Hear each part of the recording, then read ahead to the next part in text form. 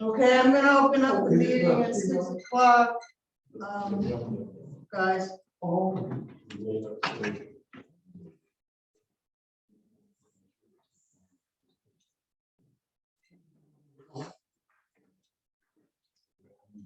we were using this one. No.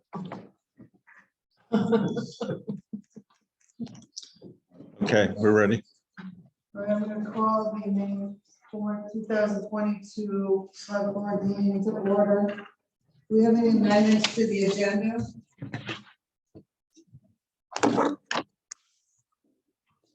Hearing none, I say no. Approval of the minutes of April 20th, 2022. Do I have a motion to accept?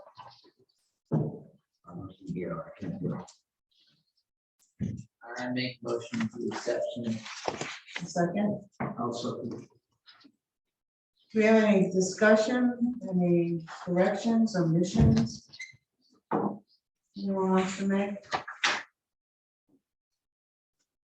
Hearing none, all those in favor?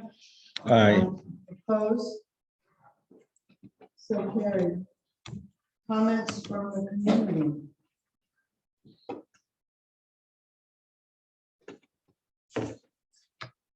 None? I think that we have some appointments to make, but seeing as they were on the agenda, correspondence, we will move on to the next meeting. Okay, the Development Review Board is here to talk about street naming. Seems to be a conflict with the street naming ordinance and the zoning. So I'll open it up to Jim. So did everybody get a chance to? What I said about today?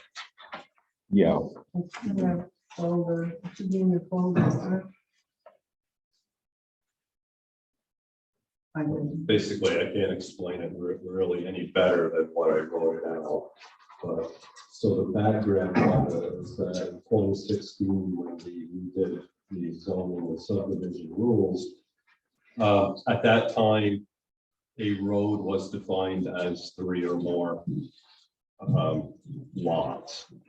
And we decided to make it a little bit more liberal so that people didn't have to feel that they had to subdivide 3 lots, because a lot of times people only want to do a simple 2-lot subdivision.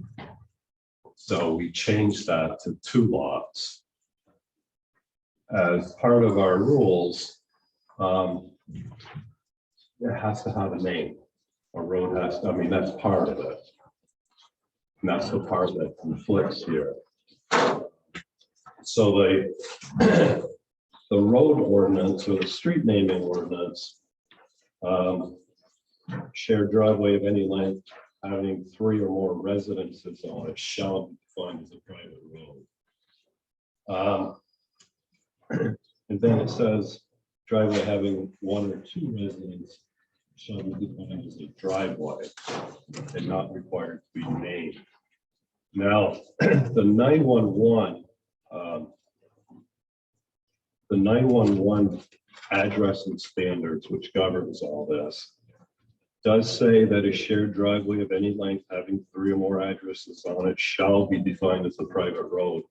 But it also goes on to say a driveway having 1 or 2 addresses on it may be defined as a private road if there is potential for future development. So essentially, it can be developed to eventually have 3 addresses. Now note that they do not say residences, they say addresses. Most any building can have an address.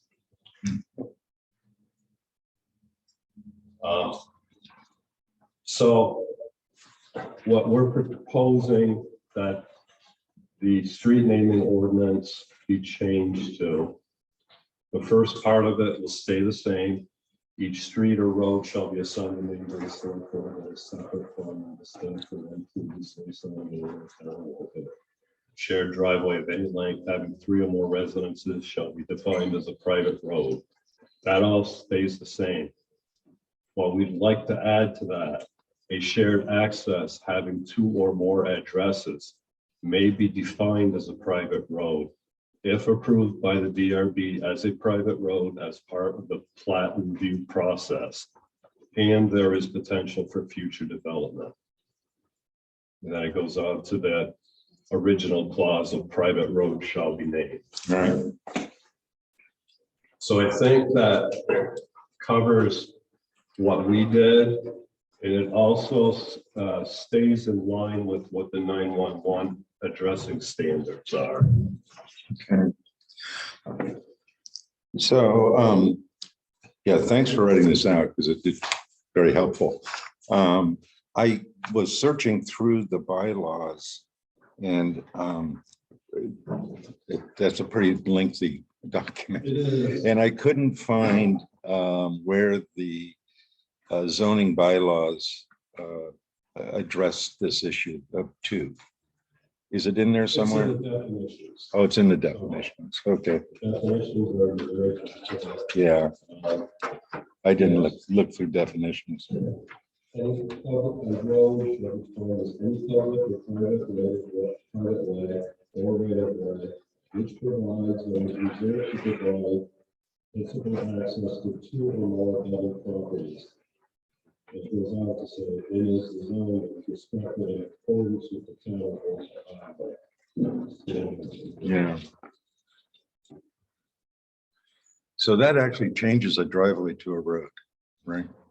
If it goes through the DRB process. Yeah. And so the reason why people would do this is we also require 150 feet of road frontage for a lot, but it can be on a public or a private road. Mhm.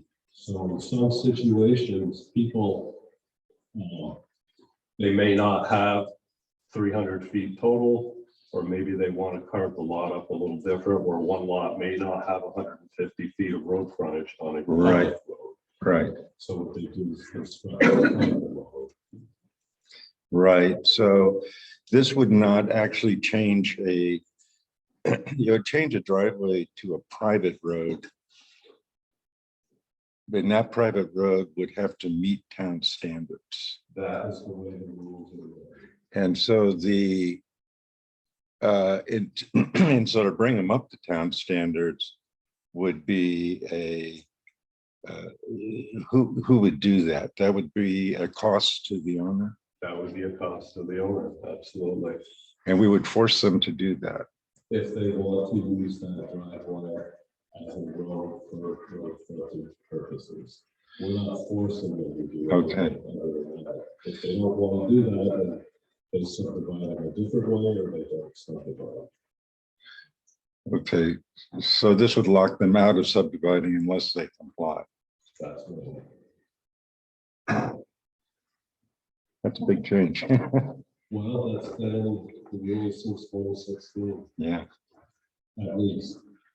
I'm not sure that it wasn't in there before, but.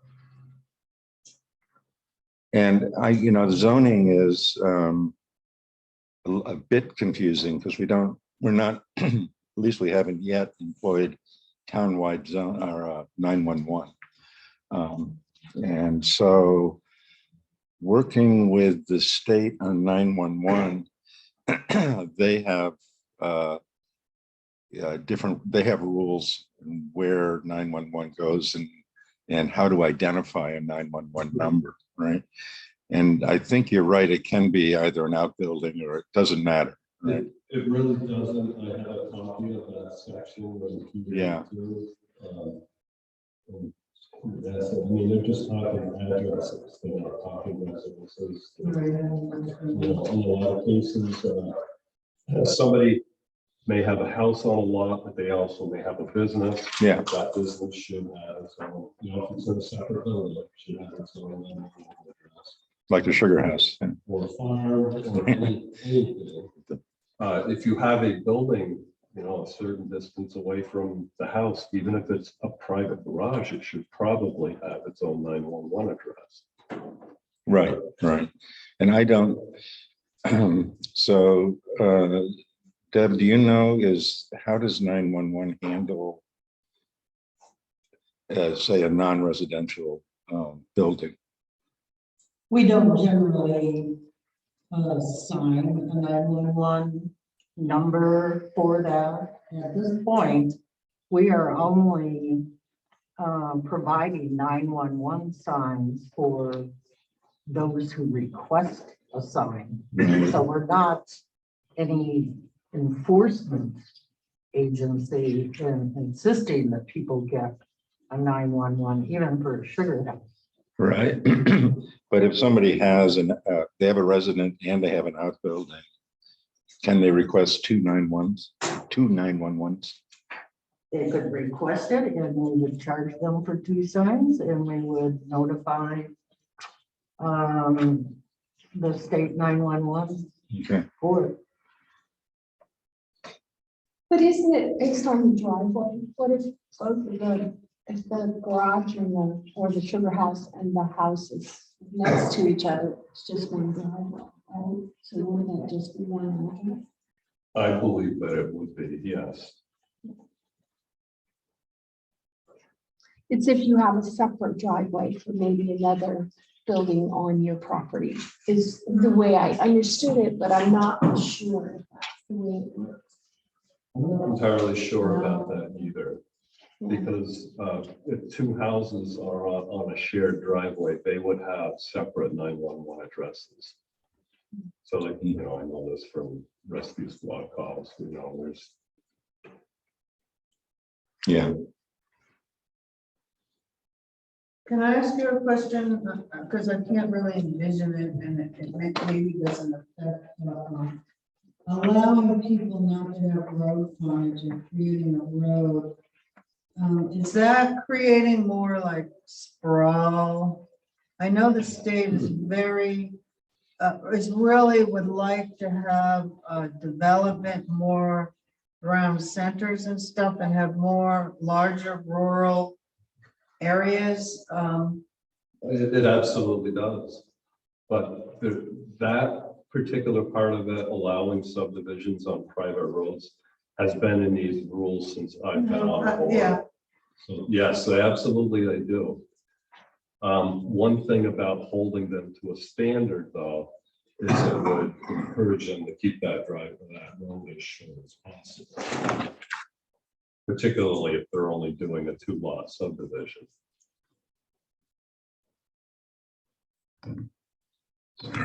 Yeah. So it seems like lately, though,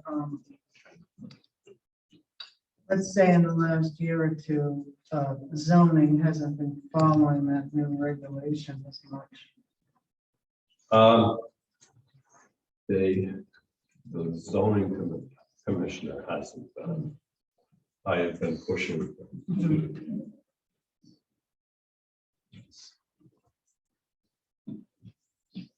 There was some confusion on who enforces a road being built to standards, and I said, well, the same person who enforces every other zoning rule.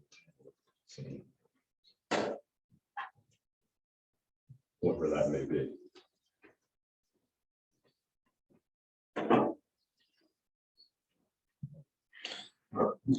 So you referred to 2016. This has actually been in effect since 2016. We have just been. The two lot has been at least since 2016. Oh, the 2-lot has. Yes. And the requirement that be a road That may be too. to a town standard. Yeah. That's one of the things I did look at the town highway standards, which was back when Robert Harris was a select board member, so it's quite a while ago. 96. Huh? It's from 1996, I believe. Right. Yeah. And so since then, we've had numerous other road codes and standards that we have adopted. I was surprised to see it on the website. I have not had time to to do enough research to see whether the new ones overrode the old ones. I have never seen any others besides that. Right, because they haven't been on the website. But No. every year, the state has new standards. Oh, the road standards. And Well, I'm assuming stormwater is also, not stormwater, the stormwater standards also have been applying since they changed those two. Probably. Because what was it, so many square feet? They're worried about area for the water, which all the newer stuff is, you gotta keep the water on your property to go out. You can't just send it out down the road. It has to do with slope and so forth, yeah, and that's part of the whole deal with getting any FEMA money. We had to adopt new standards. So I did not realize that the old was still on the website. But I have not looked into it too. if the new ones are in effect, then those are the ones that apply to Yeah. these roads, whatever they may be. Right. So at this point in time, if somebody has two building or two properties on a driveway, they would have to upgrade their, No, they still have a driveway. We're not, the only reason that they would have to upgrade is if they want to change their driveway to a road and use it for subdivision purposes. okay, so that's entirely up to the owner. Is that right? That's entirely up to them. If that's where they want to, if they want to subdivide something and they need that 150 feet of road frontage on a private road, because they don't have it on a public road, Right, then that's where it puts in. I see. Because we do still allow and actually encourage their driveways. Yeah. Now, the road naming ordinance calls any shared driveway with 3 or more residences on a road. Right, But I don't know, those are all basically grandfathered at this point. because they're really driveways. Yeah. That's weird because my driveway too has a name Yeah. from the beginning. Well, there probably were no standards at that time. Maybe. But you don't have road frontage either Yeah, yeah. I don't know. on West Hill? Huh? On West Hill. Okay. I'm trying to understand the impact of, to the public or to the residents.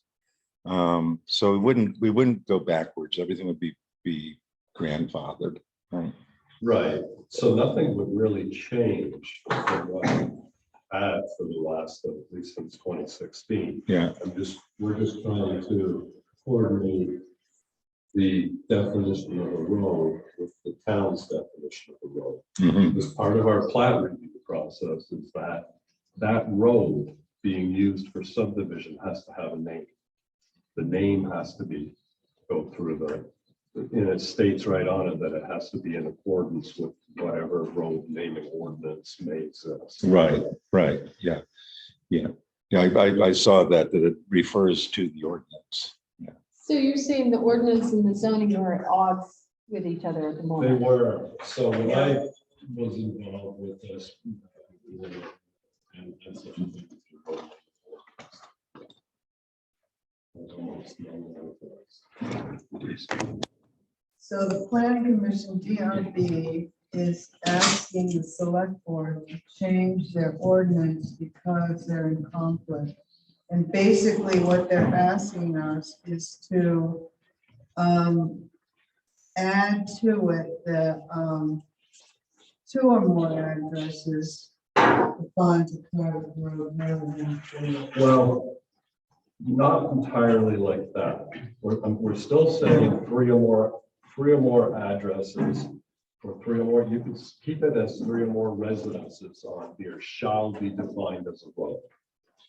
Okay, we're just asking that 2 or more addresses may be defined as a road if it goes through the DRB process. So in other words, a subdivision. That's exactly. as part of the subdivision process. We're not saying that, that every place that has 2 or more addresses on it has to be a road. Probably shouldn't be a road. Because all of a sudden you open up a can of worms where everybody that's got 2 addresses on a road or on a driveway, all of a sudden thinks they have, thousands of feet of road frontage and will subdivide it all. That's not our intention to change this to that. And the address would change also, right? So, if there's 2 residents on a driveway, they probably, Their 911 address would change, their mailing address might not.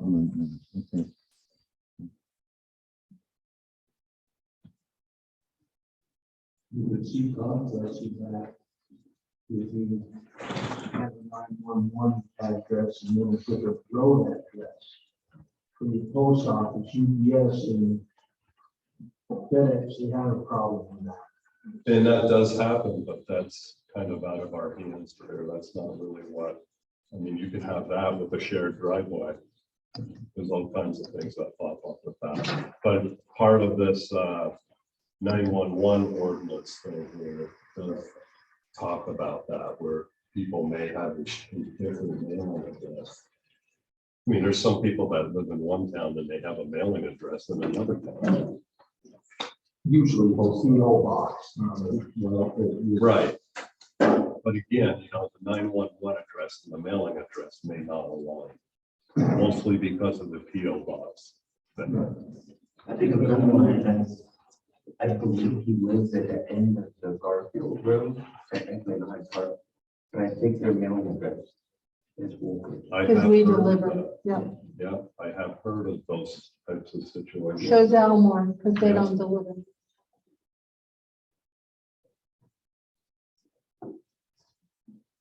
Any other thoughts?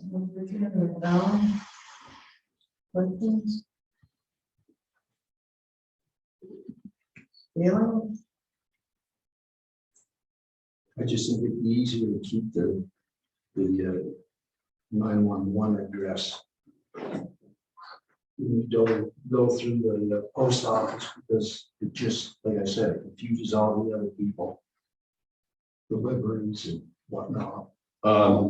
This has really nothing to do with that. It wouldn't confuse anybody anymore having 2 addresses on a road than 3 addresses do. If these people who do this don't go through all the proper steps, absolutely, it can cause that problem, but that's on them. Right. I had 2 coworkers that had that problem. And they even when they went to the bank to get a credit card, he said, no, we've got 4 different addresses. We can't do that. Well, that's the problem, that problem is,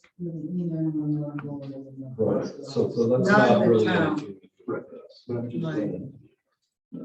That be also the insurance companies too, like fire insurance and title insurance, people may not be able to get it also. So would you guys have to amend your ordinance? Yeah. Yeah, so that's what he's there's asking. Public notice and all So that? there's 2 processes here, to amend our ordinance, we would need to have a public hearing, warn it. Then we would need to post it in the paper and post it.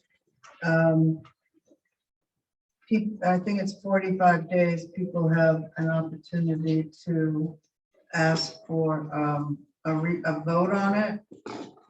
Otherwise, then it becomes effective.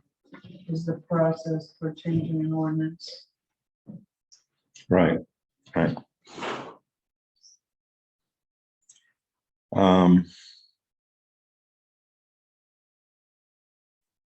And so the reason to change the ordinance is in the bylaws, it currently states 2, right? Yes.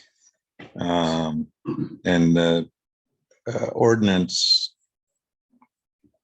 has a greater hierarchy over the bylaws. So that's why it needs to be changed there.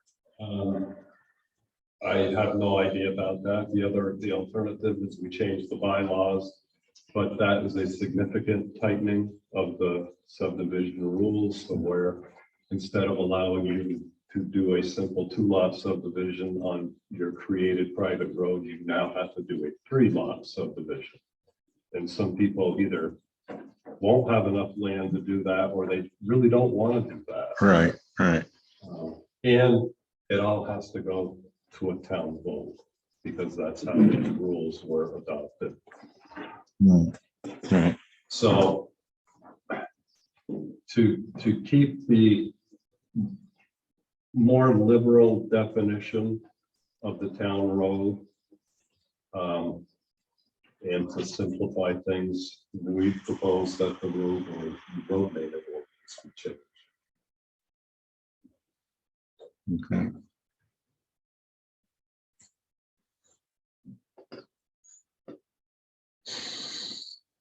Is there any plans to change the zoning bylaws in the future? They're due in 2013. 2023. So it's, I think it's 8 years now. So maybe it's 2024. 2004. Okay. Yeah, because we're also in the midst of the town voters opted in for cannabis operations. We have heard that. Yeah. And that's going to have an impact on the bylaws. It will. So, and I don't know if the select board wants to wait till 2024 to address this, or if we do an amendment, but again, that would have to go, I believe, to the voters for that. Yeah. Yeah, I am not sure that we really have the option to wait. Right. Yeah. I understand. Yeah. So you couldn't do an ordinance for it until the bylaws came into effect, or no? You can do an ordinance for noise and nuisance, maybe smells, but that's all. Zoning has to do with definitions, because cultivating is not considered agriculture. And so you need to look at your definition there, is one area. There are not many rules though that you can make, other than you can't sell it 500 feet from a school. That's it. You can't designate areas in town where you can't sell it. That's not allowed. It's more in the definitions, I believe. So there's still kind of coming up with guidance, like I get stuff almost every day. I'm sorry, can I ask a question? Yeah. Actually, We have a whole guidance here on, did we just change the agenda? local control commission, and you go with this guidance for local control cannabis commission, or whole guidance on municipalities. You go on the website, guidance on buffer zones.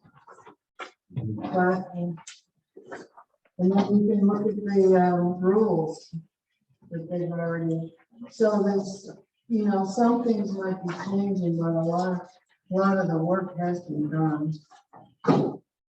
Because they were going to start issuing licenses for cultivating. They don't have enough employees to do that. I think they first. To do the reviews. Right. When you say rule, So when the legislature makes a law, they make a broad law, but then that agency or department makes the rules. They get into the rules. Yeah. And every department has rules, which are like a law, but the legislators aren't going to sit and really get into detail when they pass a law. I'm kind of curious about what sort of rules and regulations do they have for like alcohol sales? Well, I didn't look it up, but I'm sure they do that. Well, As far that as where they- essentially Yeah, sorry to cut you off. That's essentially kind of the root of my question when you say rules, because like Jim's saying, there's rules and regulations for the Wolcott store to sell alcohol. And this state has a system to make sure that those who have a license to vend alcohol are in compliance with it. So there's ways that, they might, send. Person is to, try and, purchase or things like that as a means of checking the system of the vendor to make sure that they're checking IDs. So I guess I'm just wondering when it applies to rules and new towns, figuring this out and, zoning boards, development boards, drafting new regulations. As the state essentially, are they sort of putting municipalities in the line of enforcement of whatever rules that? No, not really, no. I'm So, sorry. can I ask a question here? They putting municipalities in the line of enforcement. No, No, no. not at all. No, I mean, basically what the state is saying is when it comes to growing, hands off. That's where the bylaws come in. Where we may want to call for a buffer zone or something like that. As far as retail goes, you can have an ordinance or a bylaw change, but whatever that particular ordinance states has to be universal. So it has to apply to all businesses in town. So if you're saying that, a cannabis shop cannot be on Route 15, you can't do that. So the one thing that they stipulate is a buffer zone, and that's 500 feet from schools. Okay, so we have areas in town that are designated for retail. So as far as the retail cannabis thing goes, it's kind of covered there. I mean, you've got the 500-foot buffer from the school. Right. And then the areas in town where it's an accepted use, or there's other areas in town where it may be a conditional use. Well, we met with Seth from LCPC and Allison from the Healthy Lamoille Valley.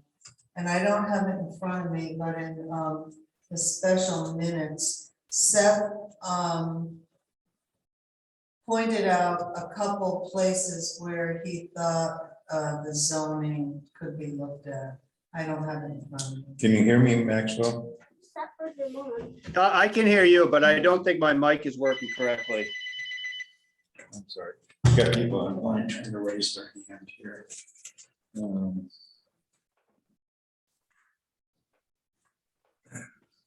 I could send you those minutes. He just pointed out these areas that were worth looking at. He didn't make any recommendations at this time, that's all. Maybe you decide you don't want to. But let's get back to this. Does anyone else have any more So, questions? can we hear me fine now? Are you ready to take a vote? Do you have a feeling on this? Do you need more time?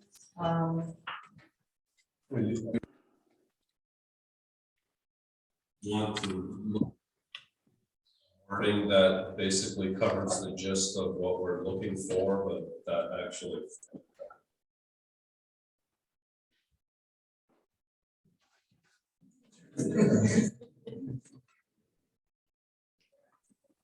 I'm sorry. I'm trying to run this and do the meeting at the same time.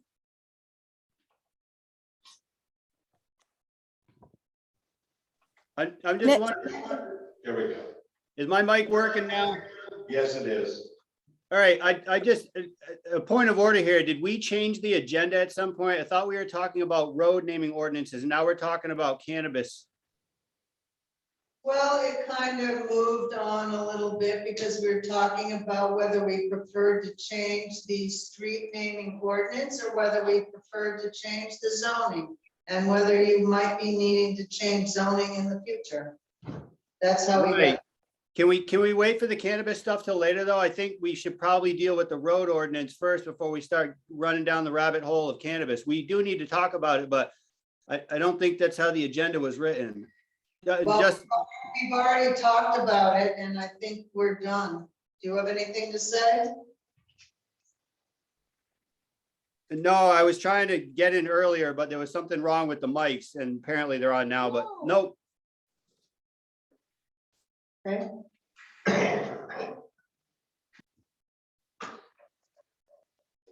So are we ready for a vote to move to whether we want to amend our ordinance or not?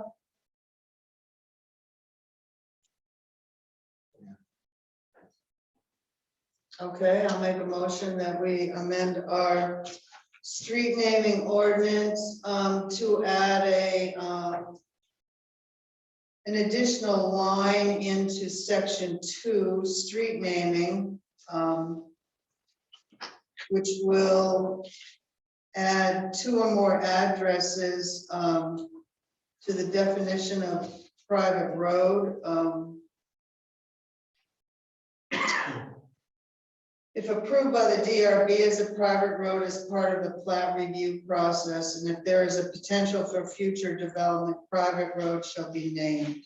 And I will also say that we have the option of changing some of the wording around as long as it has the same meaning. I'll second that. Any further discussion on that? All in favor? Aye. Opposed? Are you voting tonight, Kurt? I said, yeah. Okay, thanks. All right, so carried. We will work on it. Okay, that will make things a little clearer for us. Okay. We will probably have to write it up and then hold a public meeting on May 18th, and then we will follow the statute on how it gets adopted or amended. All right, So my question is, if in the meantime you have a subdivision, you have to hold it to your standards or the ordinance? well, we still have to hold it to our standards. The ordinance doesn't cover the subdivision rules. It just creates a conflict on the naming of it. And that would, even if something came in right now, like right now, we don't have any subdivisions that fall under this category. We have in the past year, but anything that comes in now would take a couple of months anyway, possibly longer before they had everything they needed finalized. Anything else for us tonight? I think that's it for me. Okay, thank you.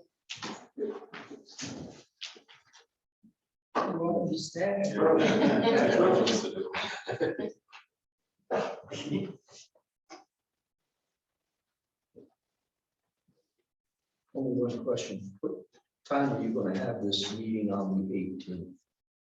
Well, it's part of a regular select board meeting. Okay. It's just a public hearing. It'd be the same as if we were changing a road from a 3 to a 2 or something. It's just-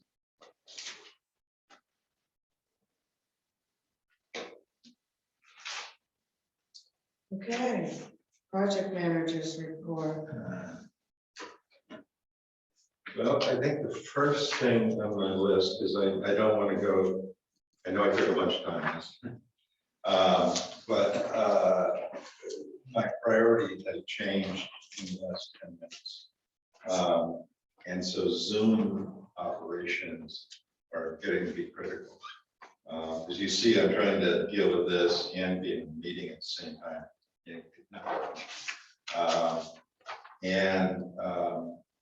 You know, Dolan has been good enough to be helping us out with these. Tonight, he's got another meeting. So I want to suggest that we move forward faster in getting all of the equipment in place. For every committee or group that is going to use the Zoom system for meetings, you have full training on it, so anybody can come in here and operate it. One thing I will forewarn though is it really requires an off person. It cannot be somebody who's also trying to coordinate the meeting. So Zoom has been a great thing for us, but it also has a certain amount of burden to it, and so I would like to kind of move forward with all the committees and get them in a position as quickly as possible that they can be fully trained on this. I know that we asked the Forest Committee to do so. So anyway, that's Yeah, good by part. Next week's the wastewater committee, and then there's the schoolhouse, and there's the subcommittees of that, and the DRB and the planning. It's just, Yeah. none of them know how to use it. Right. They all expect us to handle it for us. Yeah, I mean, it's a new thing for everybody, and Dolan has been fantastic, but he's also become our crutch. So we can see what happens when Dolan's not here. Hi, Dolan. I can see. So anyway, that's the highest priority. A couple other things that I just wanted to mention are going on. Linda and I met with Sheriff Marcoux. It was really just, if nothing else, an opportunity to sit down now that this is our last year with the 3% increase. Very well, we'll have further increases going forward. We kind of wanted to set the stage and have sit down with the sheriff and talk about potential alternatives, potential blue sky thinking with him. So it was a good conversation. There's no real resolution to talk about at this point, but the relationship is going forward. In terms of the some infrastructure issues, the Borns, we have accepted the Borns very good propane price of $1.95 a gallon, I believe. That will set the stage for them putting in the new heater, which has not been scheduled yet, but they tell me it will be done in May. Got a meeting with CAI Technologies that we talked about at the last meeting. This is the organization that will allow us to have more expansive records online, things like lister cards, etc. And as we talked about the last meeting, we want the whole board to have the opportunity to have a review on this from the company. So they'll be in for the June 1st meeting. We did put in the garage computer, another housekeeping thing. The garage computer died, so that has been replaced. So they got is a beautiful white, snow white computer. And if you've ever looked in their office, it's just, I mean, the decor, it's fitting. It's fitting. It's the bright spot. It'll probably blend in soon. Very soon. So, right? We also put in installed the emergency manager's computer. So Rodney put that in today. We got a wastewater update coming on May 10th with the wastewater committee. The Peter Welch community fund grant, I guess I would call it. We should hear back by May 6th. We'll keep our fingers crossed. It was a long shot, but who knows? We might be able to get some good input from that. The equipment finance plan that I talked about earlier is moving forward. I'm learning some real complexities in the marketplace right now. And the idea behind this plan is that we would have all of our heavy equipment in rotation, and ideally have it always in and under warranty. Because if you look at our repair bills over the past 2 or 3 years, you can really see the correlation. It's cheaper to have a lease a warranty piece of equipment than it is to do the burden of repairs.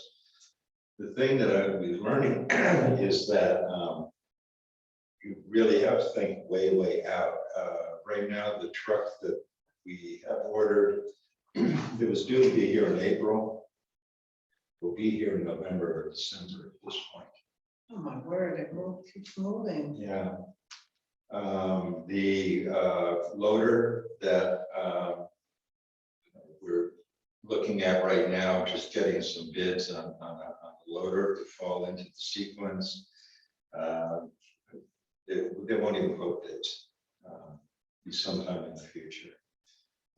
Our grader right now, which is under warranty, and I know that the roads are rough right now, but the grader has, I forget what you call it. Cutting edge. The edge, yeah. Has worn, which they do, and it has to be replaced. Used to be able, you could just order it and you get it that week and install it. We're now 3 weeks into our order. So Dylan has decided, you know, rather than wreck a $200,000 machine, we're gonna put all the pressure we can on the suppliers to get this edge in, so you can get back on the road with the grader. So that's just kind of an FYI that we really got to think way out. The recommendation from several of the vendors is that if we want to continue this rotation and we need a second truck in 2 years, we should place the order now. It's a no commitment, no money order, but place it now. You've got to get in the queue. So I just want the board to be aware that the supply chain thing has really hit the heavy equipment side of things. And what else? The road crew is working on road segments right now. So we hope to have all the road segments. The work we've done already identified and photographed so that it can get into the computer system. And green up day is set. I'm logging some bags if you need. Yes, because we're all out. The library has a few more. Yes, the library has, I sent Alan over to get some. Yeah. But there's just I think when we talk to Dolan next, we really want to accelerate this setup. Thank you. I want to give you a couple updates. I forgot last meeting, but I received an email from the woman in emergency management for the Vermont Emergency Management that oversees the FEMA projects. We're all done with FEMA.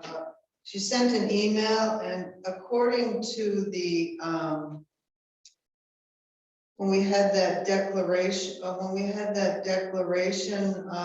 let's see. I just want to read it to you. It says, I have some great news to pass along regarding DR 4474. That's our FEMA projects. I'm hoping this news will help your town recovery. Last month, the fiscal year 22 spending bill passed. One provision that warrants celebrating stipulates the following.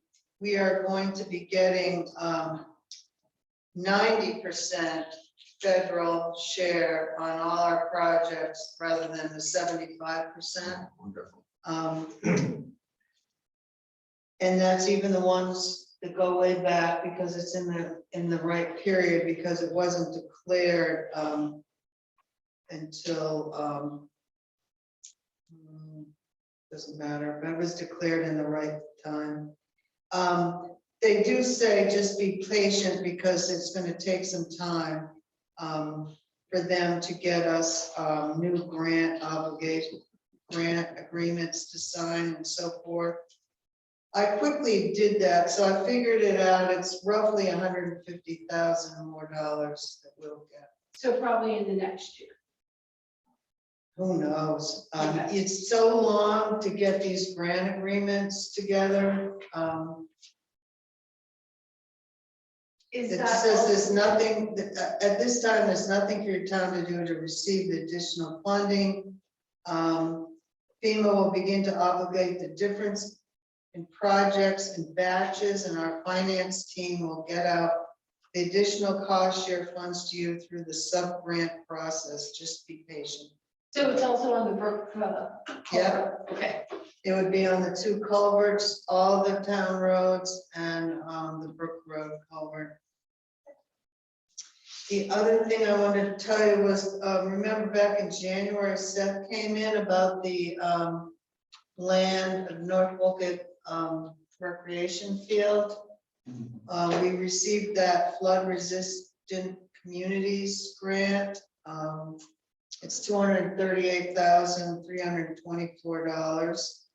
And that is to kind of clean it up and do some flood chutes, maybe move part of the ball field a little bit, and we're gonna move the parking lot.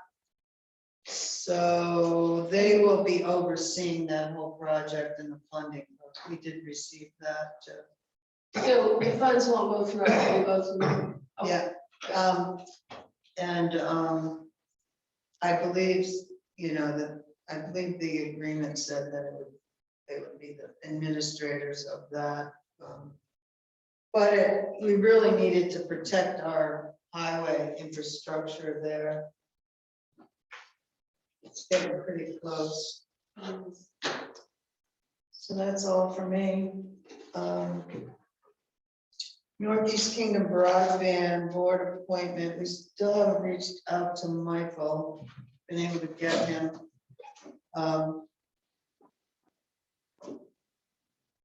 We do need to appoint Bruce Wheeler, though, I guess my understanding is to the Lamoille fiber net. Right. And he's willing, with an email, he's willing to continue on. He's quite excited about that. Yeah. Yeah, we have his commitment. And I don't, Michael might be on vacation. I just got his work email, so I need to.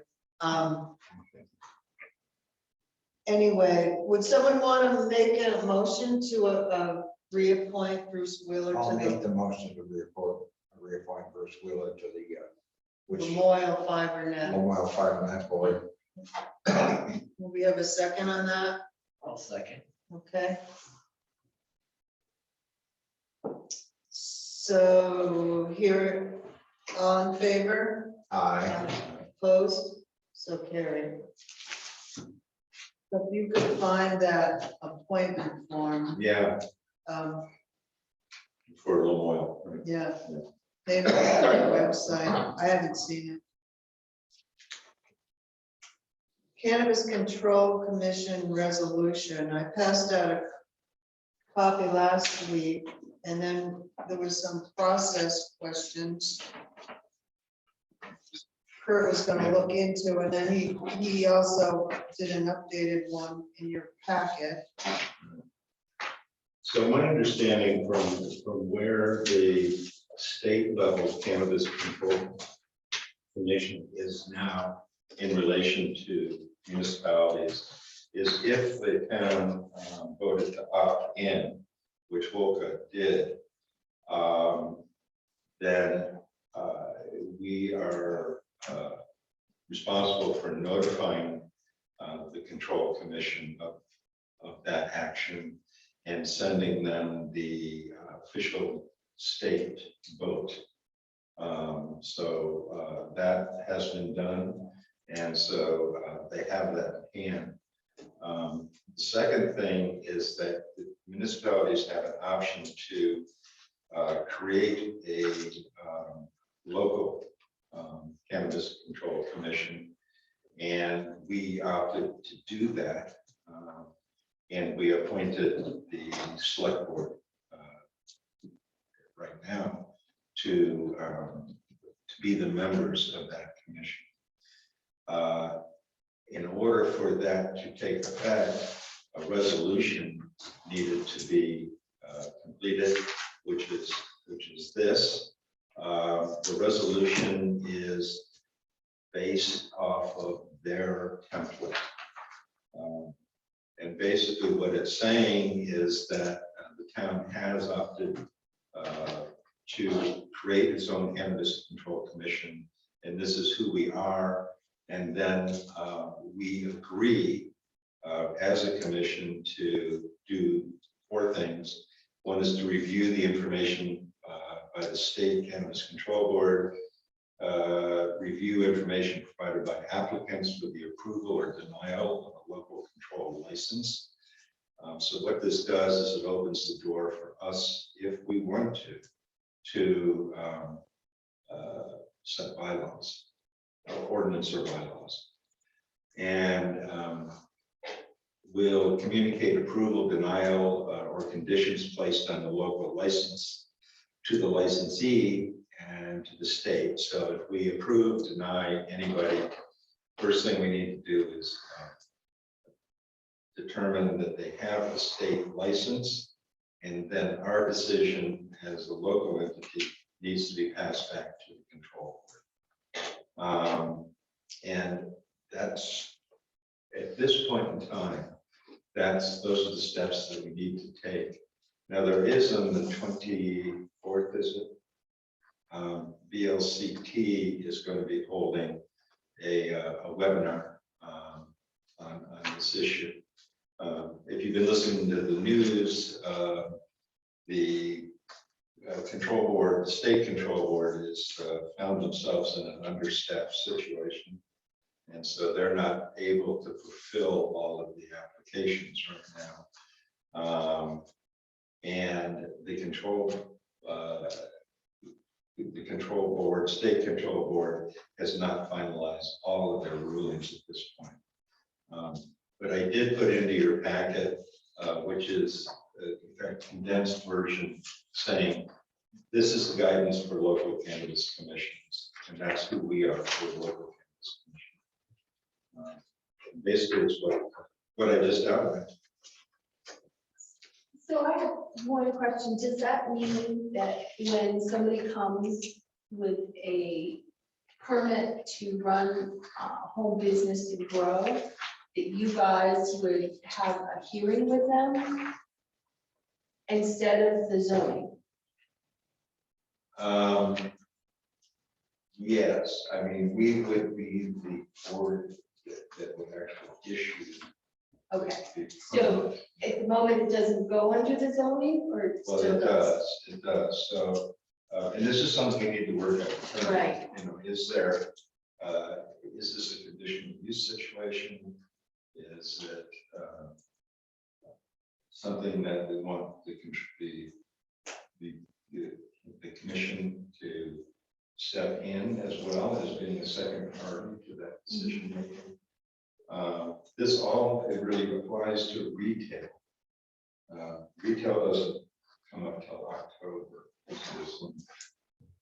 There's some bumps in the road that got to be worked out. As far as growing goes, those licenses are being issued now, and they're the ones that are behind. And so the whole grow season is probably already behind schedule. So that's going to get messy down the road. I just wondered if all of a sudden they got their permits, if they'd be in here, a lot of them, and who would they meet with, and how would the process go? Right. Well, they would certainly meet with this commission. But what will we review? I mean, that's what I don't understand. Their application to the state, where they're gonna grow and how much they're gonna grow. So it's just for informational purposes mostly, being nosy. That's all. Would they have to get their What? conditional use permit first and then come to you, or go to you and then go to conditional use? Well, I'm not sure if they even need a conditional use to grow. They will for retail. Right. Right. Right. Well, I think what, at least my view is that what this commission needs to do is to verify that they are licensed by the state. And and what license do they have? Because there's different licenses, and you can grow this much or this much, depending on what kind of license you have. And I think our job is to confirm those things. Well, right now, they're only concerned with the small growers. They're not going beyond that yet. But like Linda said, they're so understaffed, they can't even take care of the small growers. Yeah. And that's where they're trying to just, I guess, keep it a certain small acreage. Right. Yeah. What about that big building up here in Rouse's Pit? Up here, did you notice that? I've noticed it, but I have no Yeah. idea what it's for. That's a pot growing process. Well, that's Hardwick, that's not us. Yeah, I know, but that is a That's a monster, whole different license. that is a monster building. I was Just just, 5 licenses. Yeah. Different kind. I was just asking the impact it would have on the zoning and the, the select board and the town overall, the offices, if, what? I think there's a lot of people, a number of people that are interested in cultivating. There isn't much of an opportunity to sell retail. I don't know if it could be considered a home business. We allow home businesses in people's homes. You I need mean, to retail, yeah, home business just means that you don't hire any employees, that you're handling. So with hemp, there wasn't anything like this, but now with cannabis, it's totally Because of different. the THC level. Because all they have to do now is give samples to the state and they test it for the quantity or quality. If it meets the 3% or lower, then it's just hemp. Right.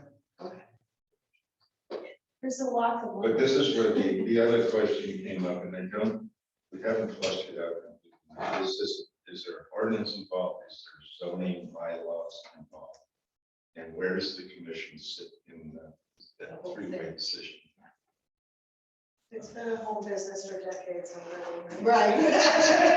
But now it's legal. Yeah, that's what I was thinking. You said home business. It's been going on for a while. But I. Well, you never know. You never know. Someone might have a nice big garage or something and decide to have a home business. It's interesting. We just want to be able to tax it and make it benefit everybody, right? But they still haven't figured that out yet. Well, no, I mean, That's way down the the road. town is not going to.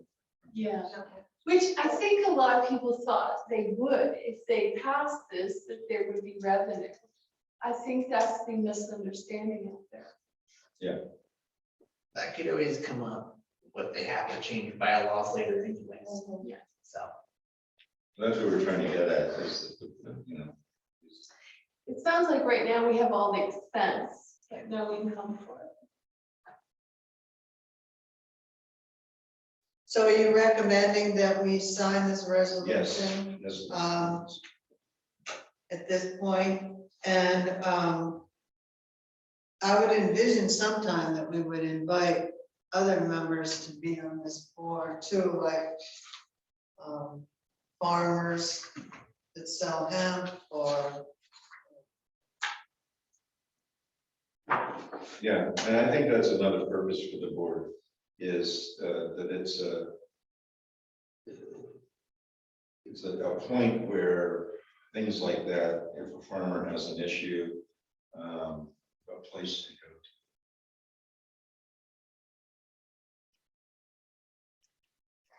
go to. And another point of confusion is that growing cannabis is not considered an agricultural crop. Which is interesting, because what if it's right next to an organic farm? How would it affect it? You know? Well, that's between them and the state. The state is going to police all that, and the people who, you know, are growing this, that if you look at the rules, they have the rules for keeping it safe and not, you know, how they're supposed to keep it safe and not have it stolen, and they're required to do a lot of stuff in the rules. Not really much for municipalities, but for the people who actually want it. Yeah. Now there's a bigger, I think last week I gave everybody the bigger guidance. Because that doesn't, gives them much more depth It's all kind, yeah, about the state rules, but it doesn't affect anything we can do. no, there's not much you can go wrong. You have to oversee it, but you don't really have a step. Pretty much. You just have to okay it, I guess. I think the other thing that's going to be interesting is if someone, like on the Garfield Road in Morrisville, if they have 50 beehives, honey beehives, and someone decides to grow marijuana, That's so nice, honey. I'm glad I don't live there. it's going to be an issue. Yes. Because you can't stop those bees in a 5-mile radius. They're gonna go gather what they want. Yeah. Oh, be some kick-ass honey. That's for sure. Definitely organic. All right, Big so killer we, bees. Should we all sign one of these copies? can we have a motion? Oh, yes. So could I have a motion to adopt a resolution for a local cannabis control commission, town of Wolcott, Vermont? I'll second that. All in favor? Aye. Opposed? So carried. So this will be a master copy. Yeah, I don't think we thought much of this out very well. Huh? Yeah. A Oh, the lot of this state. with the cross pollination and honeybees, I don't think we've thought this out very well. Yeah. Well, They'll be making rules for a couple of years to straighten that. Anyway. I think it was netted back then. Okay, so we're gonna move on to the town property on East Hill Road. So you're saying, Kurt, that he's still living there? He still has, He still is? I see him today coming off, he still. So we insure that property. It's starting to be a liability. We held off this winter because of we couldn't find an apartment for his service dog, and cats living in a bus. But I think it's time to move on. Yeah. And I don't have a recommendation, do you? well, I think that the liability is a real issue. And I think we, we're responsible for that.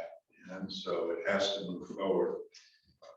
So he was evicted by the sheriff, right? He was given an eviction and he said he was leaving. He talked to Tim Sargent, told him when he was leaving, packed up, moved into his new apartment, but just kept his dog up there and would go, and then he was waiting for approval. As far as I know, he got approval and I did see him a lot in Morrisville. But yeah, He's hanging around down to Marshville, or he was last week where I moved work. He's hanging around down there, and the outflow part. Well, can we just demolish that building? Can't see where you can, You own it. you can't burn it, that's one thing. Yeah. Got a bulldozer? No, they don't got a bucket loader. Bucket loader, yeah, shit. That'll work. I don't know what else to do. I mean, as long as that building's still there, Yes. it will be a resident. So he's basically a He is squad. not one leave up there until that building, no. Well, you still got the vehicles you can move into also. If that. I didn't realize there was vehicles there until just Well, I the other think you day. could have gates maybe or somebody tow them. Doesn't somebody take junk cars? You can have all metals, I'll let them take them, and they'll pay you something, well, as long as we get them up towards the road. get them so we on don't the have to- road. And Bucket loader will do that. I think that and title you do can. go and We have to the get sheriff's title. department. Yeah, yeah. Over 16 years old. No. I don't make recommendations to you. I wouldn't want to. I would, I've seen them there. Call the sheriff's department and tell them what's going on, and it's now warmed up, want it out of there, give you 5 days. And at the end of the 5 days, the building's gonna be destroyed. You don't have to give him any more days. He should be gone. Yeah, but I think we can't just go up there one day when he's sleeping with a bulldozer. Not, I Oh, mean, no, I just meant maybe do it when he's not there. He probably has, not sticking up for him, but he probably has some personal stuff in there that he would like. According to Tim Sargent, he was to remove everything of that, as of that date, he signed that paper. And anything left was no longer his. well, he squatted back. Yeah. So who knows You're what's the going on. house. Have no credibility I whatsoever. think the first thing to do Right there. is to get rid of the vehicles. We can do that easy enough. Just have the bucket loader go up, call all the metals, get them out of there. That's a start. At least you give them the warning, we're getting rid of stuff. Right, where are the vehicles? Have you seen them, Kurt? Yeah, one's a RV bus and 2 cars, but they're so old, you won't have to worry about titles. They're right there where you can get out and they. Yeah, they're right, As just. far as behind the I've house. seen the dog kennel and the building Oh, no, they're off to the Yeah, left. there's off more. to the left. There's even a camper. Yeah, that's what I'm saying, an RV camper type. It's big. I have It's photos. big. Well, I think we should get the sheriff that, Yeah, you gotta have, because make that visit. Give them, a few days to get off. At the same time, we gotta coordinate with the road crew. I'm sure they're not gonna be happy. what are we gonna do? That was, Put it into a dumpster? it'd probably be easy to dumpster it. And it was trash. To get rid of it. You can't burn it. You can't burn it. So it's And it's gotta go to that. construction debris and you Yeah. can't, you've gotta. Doesn't It'll that have go to go someplace into a special? dumpster. So you can just Dumpster. knock it down and leave them. Or No. sell Leave it. it. I think he's gonna sell it in Hyde Park. That You takes can't dig, you construction. can't dig a debris. hole up there and bury it. Because that's where my It's brother wet. goes. So there's gonna be a cost thing. Yeah. It's gonna cost you at least 250 just for the dumpster. That's not. Well, we can sell the land after, 2 people wanna buy it, we can sell the land and just for the cost, it's gonna. You're right. Right, whatever, Whatever. Wanted it. I thought both neighbors wanted it. So did the reuse, yeah. So that's what we did with Bettis when we got that piece of tax sale. We just basically sold it for what the costs, legal costs were to the town and taxes. Yep. If we make sure we keep that amount separate, so we know what it is. I'd love to sell the one in North Wolcott. He's building, The Lampiers. oh, The Lampiers. Which one? The Lampier one. The one next to Lampiers. With the cow. With the cow. The bull, whatever it is. Yeah, something's gotta be done with that property too. call Ryan McCall, he'll tell you what to do. He's already told us once, About who, Curtis Linkfield. oh, Remember the day he come right in this office and said back off and leave them alone? Their septic is working fine, they have running water, they don't have to have power. I do. Who is that? that has nothing to do with the junk. Oh, yeah. You got a little bit more junk back there, that camper, 2 campers there now. Some of it's on town property now. You've got a home right in Norfolk Village with 2 cars sinking into the front yard. Nice collection you made down through there. Next door. No, this side of it on the left. You're going up.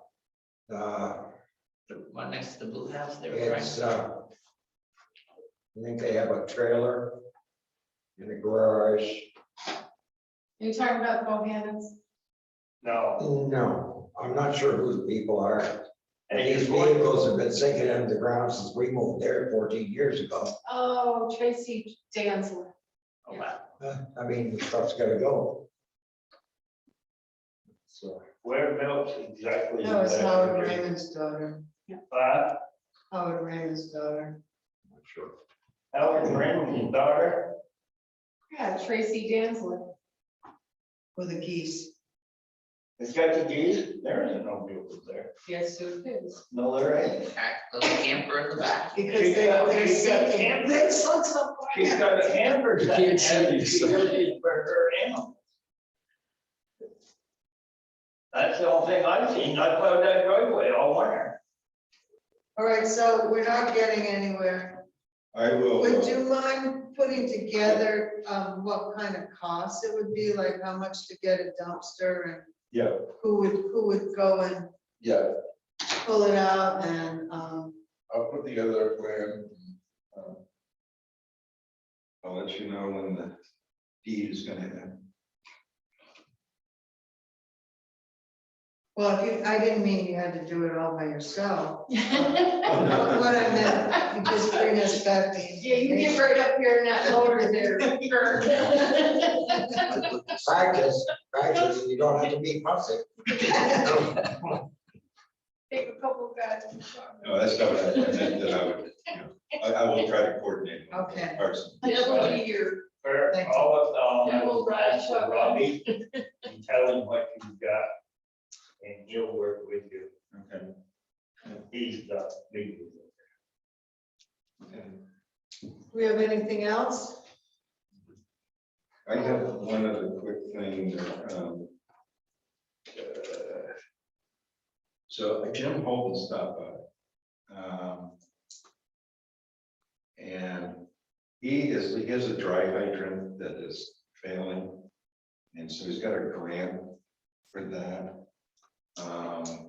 And in order for it to move forward, it's another situation where the supply chain has gone out of control and he can't get a date. He thinks it might be up to a year or more. Oh, no. And they want $23,000, 23,000. 23,000 to move it forward.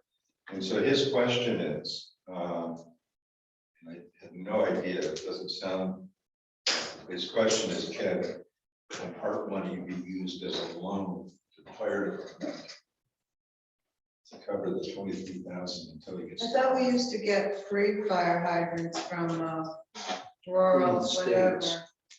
yeah, they're not doing anything. Is that why they didn't ask for money this year?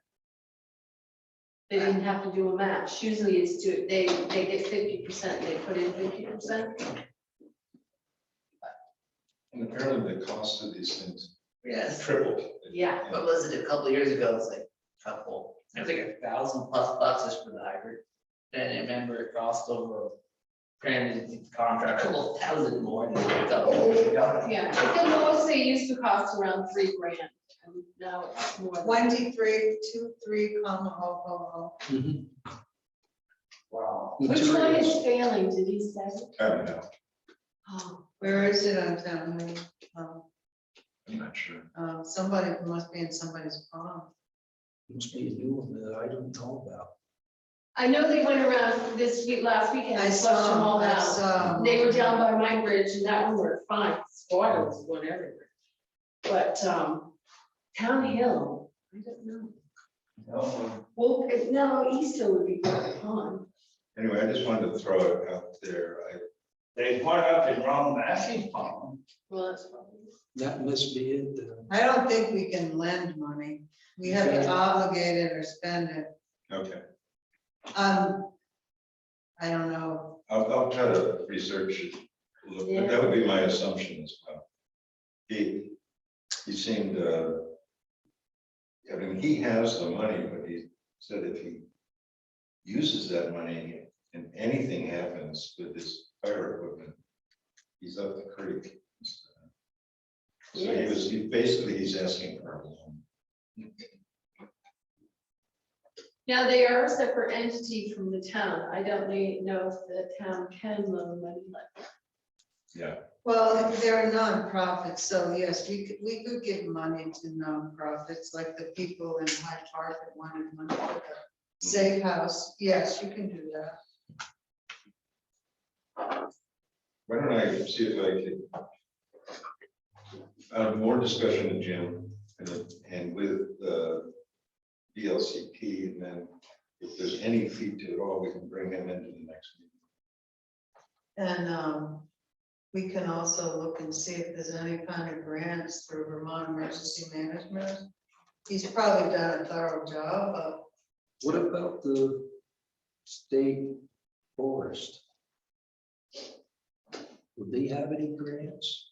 Because that's quite the wilderness up there. I don't know. I don't know if he's even looked into that. Because they used to give out grants for fire cuts and things like that. So I don't know why they wouldn't for a reservoir. And if it is on Massey's property, that's quite the nowhere to get water. Yeah, there's one in Ron Massey's pond. So that's the one they're talking about. I don't know many other. Well, if you could gather the I information will do, first, so we can make a more informed decision. right. I just wanted to There's another one up there. throw it out there.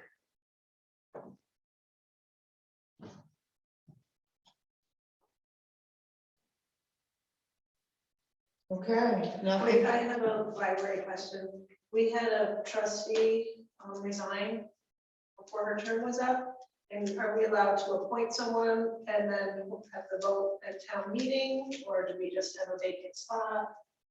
I just wanted to know. So the you have procedure. to bring a name to the select board and they have to appoint a Okay. trustee until town meeting, and then that person can run. Okay. But it I has just to be posted wanted to know the Yeah. within procedure. 10 days of that resignation. It needs to be posted. Could be put on Front Porch Forum, we can put it on our website, and we can Okay. On post it here and the library. post up. Our next Post meeting office. is May 18th, so I will let everybody know. Okay. And who resigned? May.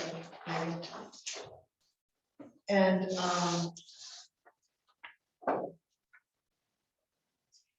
Oh, one thing about the library, so the Girl Scouts are going to be helping the library. It's one of the things they're going to be doing, and they're going to be organizing the children's books.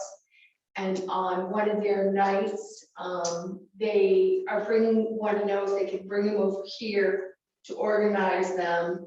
And then they would take them back the next night, Tuesday night, before any meetings or anything. I don't think I know what a big job they got. Well, they're gonna do a section. And so Danny reached out to me to ask me if that would be okay. This is just a recent thing. I didn't see a problem with it, but I was just running it by the board. Other than the 10th, Yes. No, they're not doing it until, towards the end of, May, because this next Monday night, they're doing green up. anything else? Motion to adjourn? I will make a motion that we adjourn this meeting. So. In favor? Aye, Thank you. you're welcome. Nice short meeting. Yeah, I'm surprised you didn't go and see if the state forest.